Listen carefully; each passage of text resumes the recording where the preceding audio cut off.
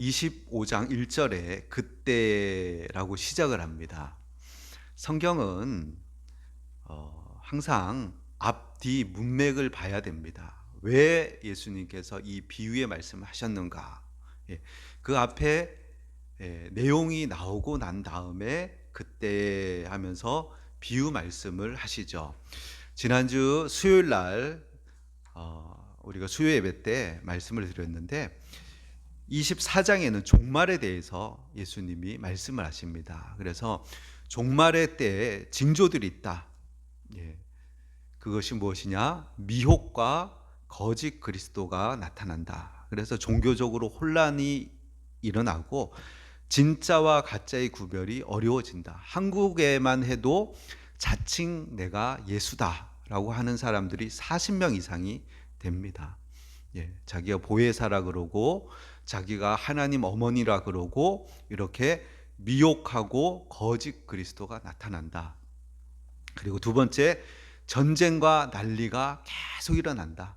예, 지금 뭐 이스라엘, 이란, 미국, 뭐 우크라이나, 러시아, 뭐 전쟁의 소문, 난리의 소문, 끊임없는 분쟁들, 이것 또한 이 종말의 징조라는 것이죠. 그리고 자연재해, 그래서 기근, 또 지진, 홍수, 쓰나미 이런 것들이 종말의 징조다. 그리고 핍박과 배교, 예수님 믿는 것 때문에 핍박받고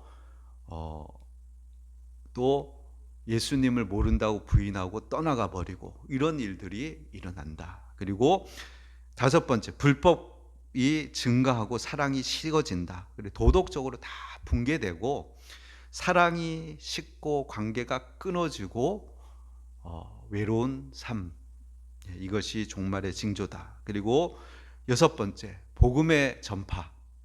그럼에도 불구하고 전 세계적으로 복음은 전파되고 모든 사람이 복음을 듣게 된다. 그제야 끝이 오리라 하면서 여섯 가지를 예수님이 종말의 징조를 얘기하셨어요. 24장에. 그런데 그렇게 말씀하신 이유가 무엇이냐면, 그리고 그 징조를 얘기하신 다음에 바로 뒤에 또 덧붙여서 얘기하신 것이 무엇이냐면은 자, 노아의 때와 같이 사람들이 시집가고 장가가고 그냥 자기 할 일 하면서 살았다. 그렇게 얘기하시면서 그날과 그때는 모른다. 이 모든 징조들, 이것은 하나의 사인이다. 경고, 반짝반짝반짝반짝 경고일 뿐이지 그 경고를 가지고 시간표를 계산해서 언제가 예수님 재림하실 때이다, 언제가 종말의 때에 있다 계산하라고 이거 주신 거 아니라는 거거든요. 그래서 뭐 이런 거 계산해 가지고 언제 예수님 오신다, 뭐 몇 월 며칠로 오신다, 이거 다 가짜라는 거예요.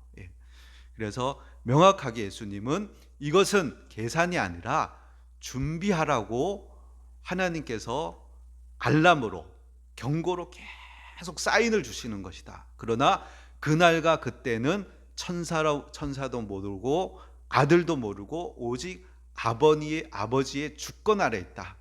그러니까 너희들은 깨어 있어라. 핵심은 깨어 있으라는 거예요. 노아의 때와 같이 사람들은 일상생활에 몰두하면서 먹고 사는 일, 장가가고 시집가고 이 땅의 삶에만 초점을 맞추지만 너희는 그러면 안 된다.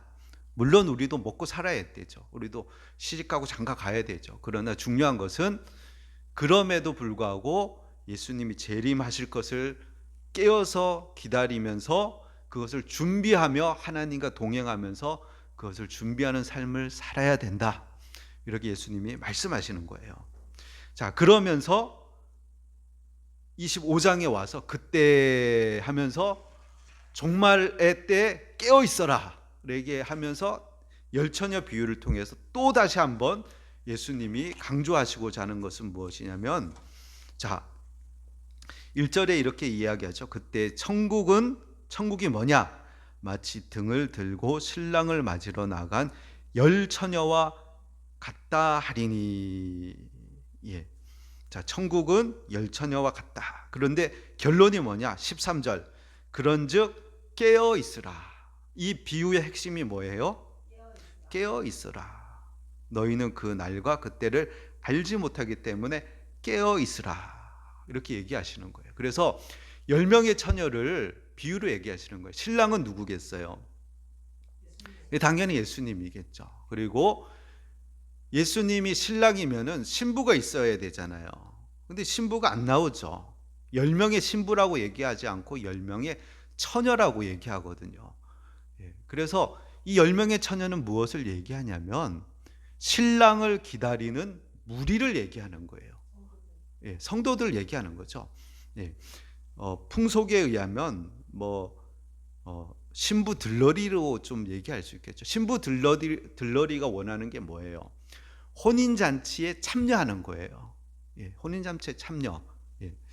그래서 그 10명의 처녀 기다리고 있는 거죠. 유대인들 회당의 최소 인원이 몇 명이냐면 10명이에요. 그래서 10이라는 숫자는 어떤 충분한 숫자, 이게 전 성도들을 얘기하는 거예요. 그래서 교회는 기다리고 있는 거예요. 예수님이 다시금 오실 것을 기다리고 있는 그 상태. 근데 교회에 기다리고 있는 10명의 처녀가 다 혼인잔치에 들어가는 게 아니라 반반이라는 거예요. 반은 들어가고 반은 못 들어간다. 우리가 똑같이 신앙생활을 하고 주일날 예배하고 주님 오실 것을 기다리고 종말을 기다리고 천국을 고대하지만 반은 들어가고 반은 못 간다. 이것이 예수님이 반 들어가고 반 못 간다라고 말씀하시기 위해서 5이라는 숫자를 얘기한 것은 물론 아니시겠지만은, 그러나 들어가고 안 들어가고 거의 반반 이렇게 차이가 난다. 자, 이렇게 얘기하시면서 어떤 사람은 들어가고 어떤 사람은 못 들어가는 거예요. 오늘 깨어 있는 사람. 그런데 오늘 본문에 보면은 깨어 있는 사람은 어떤 사람이에요? 등불은 다 들고 있었어요. 10명이 등불을 다 들고 있었어요. 근데 5명은 또 무엇을 들고 있어요? 등불과 함께 기름. 그렇죠. 기름. 보통은 등불, 이 시대 때 등불이 있으면, 아니면 횃불이 있으면 반드시 기름이 있어야지 정상이거든요. 근데 5명은 기름을 안 가지고 있었단 말이에요. 이들 생각에는 무슨 생각이 있었겠어요? 곧 오겠다. 기다릴 필요가 없겠다. 이 기름 떨어지기 전에 신랑이 올 것이다 라는 생각을 갖고 기름을 준비를 안 한 거죠. 그런데 예수님 곧 오신다 그랬는데 지금 몇 년이 지났어요? 2000년이 지난 거예요. 2000년. 자, 기다려야 될 때가 있는 거거든요. 그날과 그때는 하나님이 정하시기 때문에 우리는 기다려야 되는데, 기다리지 않은 사람, 기다림을 생각하지 못한 사람은 기름을 준비 안 한 거죠. 그냥 등불만 준비하는 거예요. 등불은 밖으로 비춰지는 거예요. 그래서 신앙생활도 어떻게 보면은 우리를 너희는 세상의 빛이니라고 말씀하시면서 우리가 밖으로 비춰지는 모습으로 이렇게 보여지거든요. 사람들은 우리를 볼 때 비춰져요. 저도 이제 생계를 위해서 이제 일을 나가거든요. 직장에 나가면 직장 사람들이 저를 이제 목사님 그래요. 그럼 저는 그렇게 직장에서 그렇게 부르면은 불편하니까 그냥 편하게 불러달라 그러는데 자꾸 목사님 그러는 거예요. 그러면서 목사라는 그 직함이라든지 그렇게 부르면 다른 사람들이 저를 보는 눈빛이 어떨까요? 목사는 이래야 된다, 목사는 저래야 된다라는 그런 것이 따라붙는 거예요. 근데 저는 그런 것에 부담이 없어요. 그런 것에 부담이 없고, 그래서 제가 이제 얘기를 하죠. 자, 딴 데로 흘러가면 안 되니까. 그래서 우리는 세상의 빛이기 때문에 사람들은 우리의 행실과 말과 태도들을 보거든요. 근데 그것이 이제 등불이죠, 등불. 예, 등불인데, 근데 등불에서 빛이 나는 게 아니고 실제는 기름에서 빛이 나는 거예요. 기름에서. 기름이 뭐냐? 자, 핵심적으로 기름이 뭐냐? 기름을 많은 이제 분들이 예, 그렇죠. 성령으로 보죠. 성령, 하나님의 영. 그리고 또 하나는 말씀, 또 하나는 순종하는 삶. 예. 그래서 우리의 삶이 빛으로 드러나기 위해서는 결국 우리 안에 믿음이 있어야 되는 거예요. 하나님에 대한 믿음, 견실한 믿음, 성령의 은혜가 우리 안에 있어야지 빛이 나는 거예요. 예, 빛. 예. 자, 우리가 또 생각해 보면은 기름이 딱 신랑이 왔는데 기름이 떨어져 버린 거예요. 다섯 처녀는. 근데 우리가 이렇게 생각해 볼 때는 기름 좀 있으면 나눠주면 좋겠는데, 예. 근데 슬기로운 다섯 처녀는 기름을 나누어 주지 않아요. 예. 왜 안 나눠줬을까요? 자, 그들의 말을 보면 알겠죠. 9절에 보면 9절 읽어볼까요? 슬기 있는 자들이 대답하여 이르되 우리와 너희가 쓰기에 다 부족할까 하노라. 차라리 파는 자들에게 가서 너희 쓸 것을 사라 하니. 예, 왜 나누지 않았다고요? 예, 우리가 같이 쓰기에는 부족할까 하노라. 예. 자, 나눠줄 수 있으면 나눠주죠. 나눠주지 못하니까 못 나눠준다는 거예요. 예. 자, 기름은 나눌 수 없는 것이라는 거예요. 예. 우리의 믿음, 이게 나눌 수 없다는 거예요. 나의 믿음은 나의 믿음이지 내가 믿는다고 이 믿음을 내 자녀에게 줄 수 있느냐? 권할 수는 있죠. 줄 수는 없는 거예요. 이거는 이게 내 안에 있는 거예요. 자, 성령의 역사, 예. 개인의 준비된 삶, 나누고 싶은데 내 안에 있는 것은 내 안에 있는 것이지 이걸 어떻게 떼어서 나눠줄 수 있는 게 아니라는 거예요. 그래서 각자 해야 될 일이라는 거예요. 교회 다닌다고 자동으로 구원을 받는다, 이런 거 없어요. 예. 부모님이 예수님 믿는다고, 부모님이 목사님이라고 선교사라고 자동으로 자녀가 구원받는 이런 거 없다는 거예요. 각각 자기의 믿음은 자기의 믿음이라는 거예요. 예. 자, 그리고 때가 됐을 때, 예수님이 왔을 때는 좀 나누어 달라, 이때는 늦었다는 거예요. 그 전에 준비를 해야 된다는 거예요. 사랑이 없기 때문에 그들이 나누지 않은 게 아니라 나눌 수 있는 것이 아니기 때문에, 못 나누는 거기 때문에 못 준다는 거예요. 자, 기름을 나누지 않은 이유는 현실적으로 모두 부족해지기 때문에 나눌 수 없고, 또 본질적으로 나눌 수 없는 것이고, 또 나눈다면은 나도 못 가고 너도 못 가고 천국 잔치에 텅 비게 되는 상황이 벌어지기 때문에 나눌 수 없다라고 얘기하는 거예요. 믿음은 빌려서 갈 수 있는 게 아니라는 거예요. 대신 준비해 줄 수 있는 게 아니라는 거예요. 자기 믿음은 자기가 지키고 자기가 유지하고 자기가 준비해야 된다는 것이에요. 자, 그러면은 어떻게 기름을 준비할 수 있겠어요?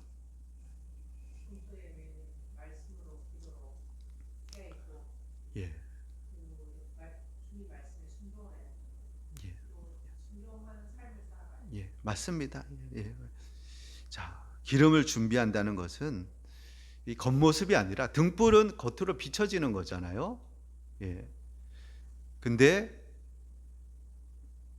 빛이 나는 것은 기름에서 나는 거거든요. 그래서 우리 내면에 있는 것이 겉으로 드러나게끔 되는 것이거든요. 그래서 우리 겉으로의 어떤 착한 행실, 어떤 뭐 종교적인 모습, 예, 교회 잘 나오는 모습, 이것은 안에 무엇이 있으면 그냥 드러나는 거지, 그것 등불만 가지고 있어서는 안 되고, 끊임없이 하나님과의 관계, 지속적인 하나님과의 관계, 기도와 말씀과 하나님과의 교제, 또 하나님 말씀을 행함을 통해서 얻어지는 말씀의 깨달음, 하나님이 나와 함께 하신다는 것을 경험하는 그 어떤 생동감 있는 살아있는 신앙생활을 우리가 해야 된다는 것이죠. 자, 실제 하나님과 관계를 맺고 있는가? 그것이 가장 중요한 것이에요. 교회에 왔다 갔다 한다고 어떤 외형적인 모습이 있다고 구원받는 것이 아니고 하나님과의 바른 관계, 하나님께 나의 마음을 아뢰고 하나님이 내게 말씀해 주시고 하나님 말씀을 깨닫게 해 주시고 그로 말미암아 하나님과 교제하는 생활을 하는 삶, 그것이 기름을 준비하는 삶인 거예요. 자, 두 번째 달란트의 비유가 나오죠. 자, 앞에 지금 말씀드린 열처녀의 비유는 핵심이 뭐냐면 기다림이거든요. 기다림. 우리의 신앙이라는 것이, 신앙이 쉽지 않은 이유가 뭐냐면 반짝하는 게 아니거든요. 오랜 시간, 어떻게 보면 평생에 걸친 일이잖아요. 많은 시간이 걸린단 말이에요. 그것을 기다린다는 거예요. 계속 주님 오심을 깨어서 기다린다는 거. 자, 그것이 열처녀의 비유의 핵심이라면은 달란트의 비유의 핵심은 뭐냐면 맡은 것에 대한 책임이라는 거예요. 어떤 사람은 5달란트, 어떤 사람은 2달란트, 어떤 사람 1달란트를 하나님께로 맡았단 말이에요. 그 달란트가 무엇이겠습니까? 무엇이죠?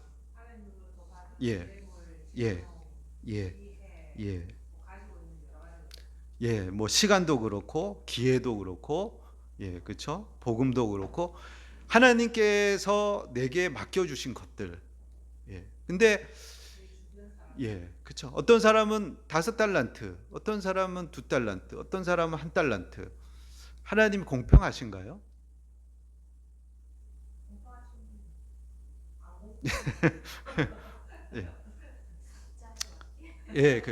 그렇죠. 이 15절에 보면 각각 그 재능대로 하나님 우리 아시는 거예요.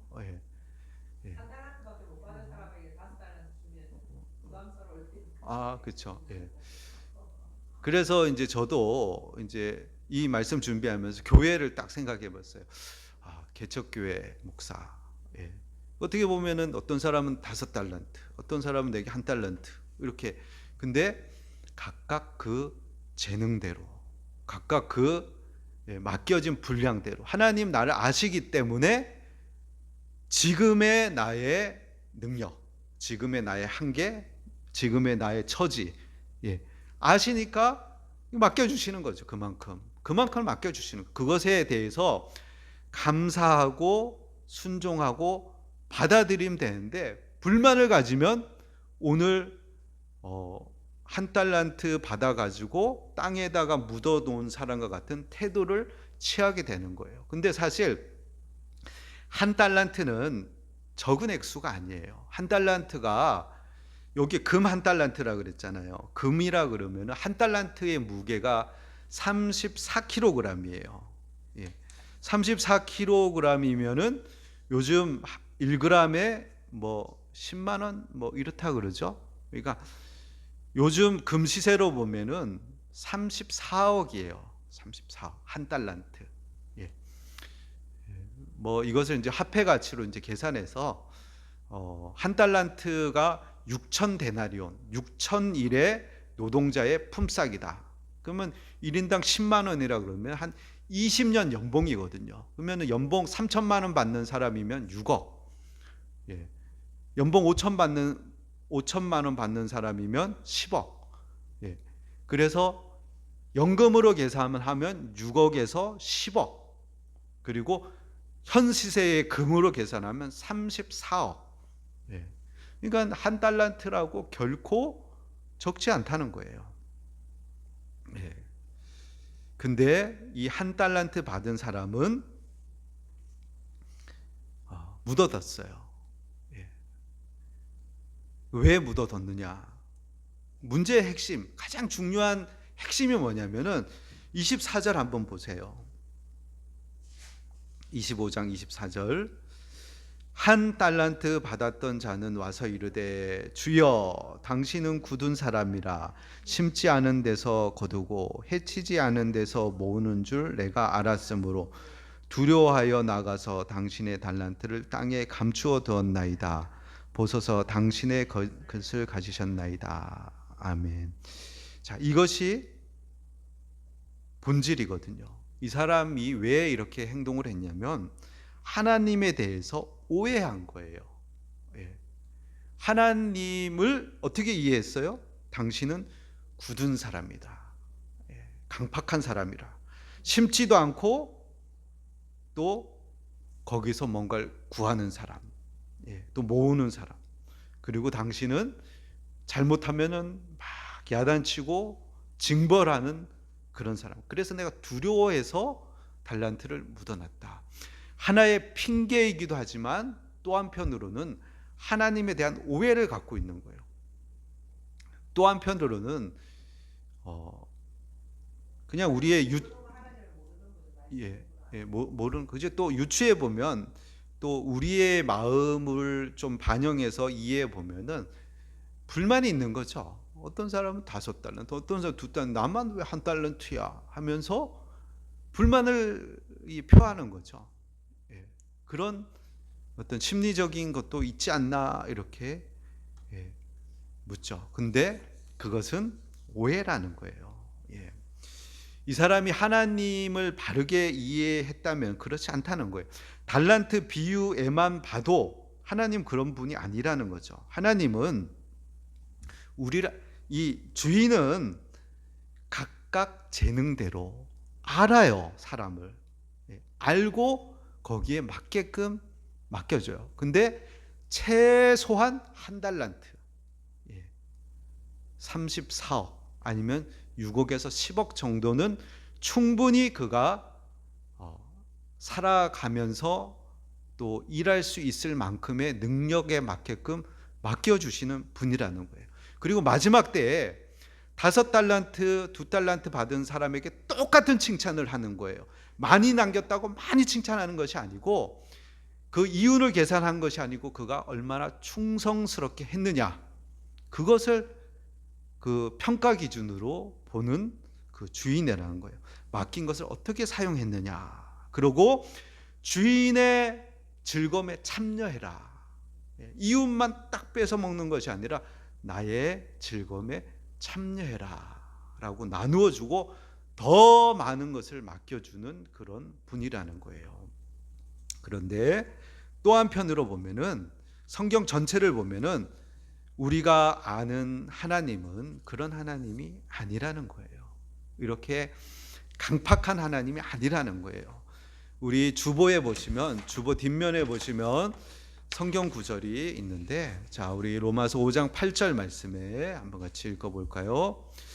우리가 아직 죄인 되었을 때 그리스도께서 우리를 위하여 죽으심으로 하나님께서 우리에 대한 자기의 사랑을 확증하셨느니라. 하나님은 어떤 하나님이셔요? 우리를 먼저 사랑하시는 분. 우리가 아직 죄인이었을 때 죄인인 우리를 위해서 목숨을 내어주시는 그 사랑으로 우리를 사랑해 주신 하나님, 죽음으로 자기의 사랑을 확증해 주시는 그런 자비의 하나님, 은혜의 하나님이라는 거예요. 그리고 우리 하나님 어떤 하나님이냐? 마태복음 7장 8절에서 11절 말씀, 구하는 이마다 받을 것이요 찾는 이는 찾아낼 것이요 두드리는 이에게는 열릴 것이니라. 너희 중에 누가 아들을 떡을 달라 하는데 돌을 주며 생선을 달라 하는데 뱀을 줄 사람이 있겠느냐? 너희가 악한 자라도 좋은 것으로 자식에게 줄 알거든 하물며 하늘에 계신 너희 아버지께서 구하는 자에게 좋은 것을 주시지 않겠느냐. 아멘. 자, 하나님을 아버지라고 우리에게 이야기하면서 떡 달라는데 돌 주고 생선 달라는데 얘따 먹어라 뱀 주고. 예. 너희들 그러지 않지 않느냐.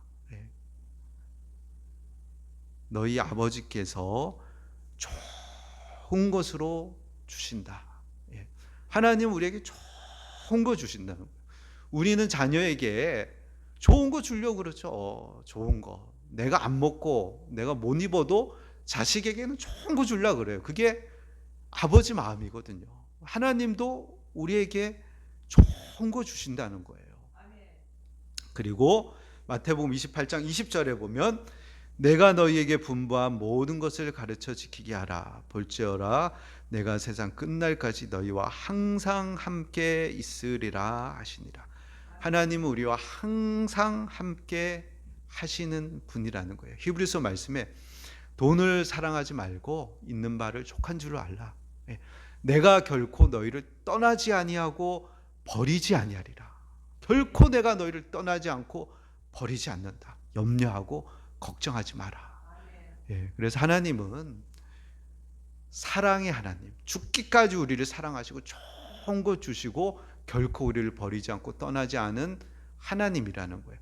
그 하나님을 알았다면 한 달란트 받은 사람이 이렇게 안 했다라고 볼 수 있는 거죠. 그러니까 오해하니까 이렇게 행동을 했다는 거예요. 자, 오늘 두 가지 열처녀 비유와 달란트 비유를 말씀드렸는데, 자, 예수님이 언제 오실지 아무도 모르죠. 뭐 세계의 종말, 사인 알람은 깜빡깜빡하면서 세상의 종말, 예수님의 재림 가까워 온 것을 우리에게 계속 신호로 보여주고 있어요. 그래 깨어 있어라. 그런데 개인의 종말, 종말은 두 가지예요.